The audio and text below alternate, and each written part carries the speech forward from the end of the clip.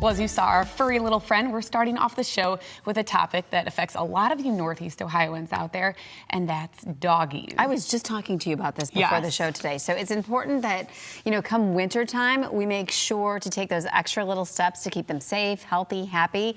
So joining us today, we have Dr. Lydia Rust from Apple Hill Animal Hospital to help you take care of your furry babies. So it's great to have you and Polly. Thank you for being a part of the show. Thank you for having me on your brand new show, guys. I'm so excited. Oh, well, I mean, I think a lot of you are going to benefit from this because these are family members. Yeah. You know, we call them our fur babies. I feel like in Northeast Ohio, too, we just rally behind dogs and cats and pets. So. Absolutely. We love them. They're so sweet, and they're really a part of the family. Now, I was telling you, I have Otis and Maya, and you have your own little zoo at home. Cleveland and Carolina. So, and my littlest, Maya, she's only one, she hates the cold. So what are things to watch for? I mean, I've tried the booties with her and everything else, and she won't wear them. Right. So we definitely have to be careful in the cold weather with our pets. Even a short time when it's a blizzard like it was this morning can really have a negative effect on them. Some dogs will cry if they're out in the snow for too long. Some of them will start to shiver. And you really want to watch their feet and the undersides of their belly. They'll start to get red. They may start lifting their paws up to tell you that, hey, it's too cold, it hurts, time to go back inside. Yeah, so we need to watch for these signs. I have a pit mix, 2 pit mixes, so that short hair. So would you advise to maybe put jackets on? Because they shiver, they will shiver. Absolutely. So wintertime's a great time to dress up your pet. There's a lot of adorable little coats and jackets. I brought a couple in. I didn't make Polly wear one today, but that will help to keep them warm. They do make little boots for dogs as well.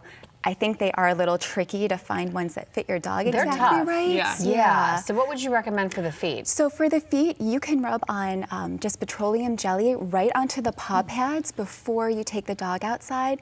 That will help protect them a little bit against some of the snow and ice and the different de-icers that they use on the sidewalks. That's a good one. That is a really good one. And we all have Vaseline or petroleum jelly of some sort, you know? Absolutely. So here's my next question is, what products should we avoid? Because there is a lot out there. There's a lot of products out there, and we really have to be careful with the de-icers. So road salt is really damaging to their feet and paws, and if they ingest it, it can make them sick.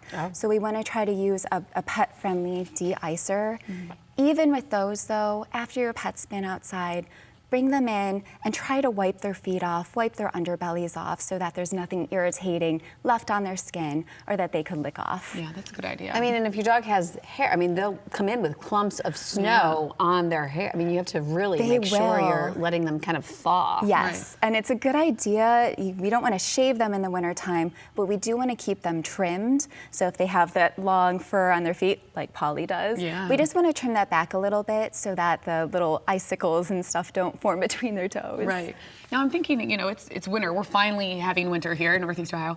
So should we have certain medications or things on hand in case there's an issue? Yes, definitely. In case of power outages, long storms, you definitely want to have some food, extra food stored up for your pet just in case. If they're on any medications, have a good supply of that on standby just in case you're not able to get out and get those things. Okay. What about things like, and I hope this isn't a silly question, but heartworm? Yes. And, you know, the things that we do during the warmer months? Right. Ticks and all that. Exactly. Does that still apply when it's cold? It definitely still applies, and I know we kind of forget about it when the weather is cold outside, but it's really important to protect our dogs year-round with those products. Okay. Okay. Any other tips you have for us when we're talking snow? Right, so really you just want to use your common sense. If it's too cold for you to be outside, it's probably too cold for your pet too. So keep the walk short, try to keep them on a leash as well. They can get lost very easily in a blizzard or snowstorm.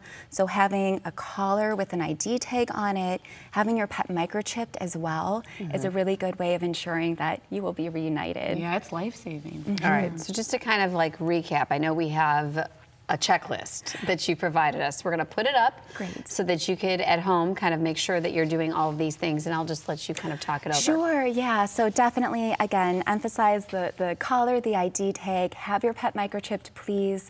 Make sure you have some extra food and medications set aside for your pet in case the weather is not so good.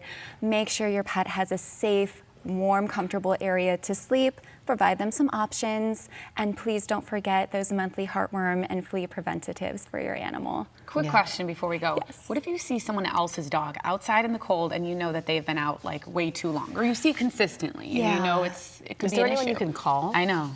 You may be able to call like the fire department if you don't see somebody nearby, but they really can be in danger of freezing. It can happen quickly. Yes. Okay. Yeah, or your local animal rescue group. Mhm. Great. Thank you so much. Thank you, guys. Thanks, you, Doctor. Polly. I know. Thank you, Polly. Polly's all snuggly on her warm blanket. You see that?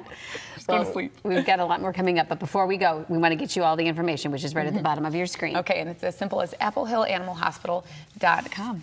All right. Thank you so much. Thank you so much, guys. This segment of It's About You was furnished by Apple Hill Animal Hospital.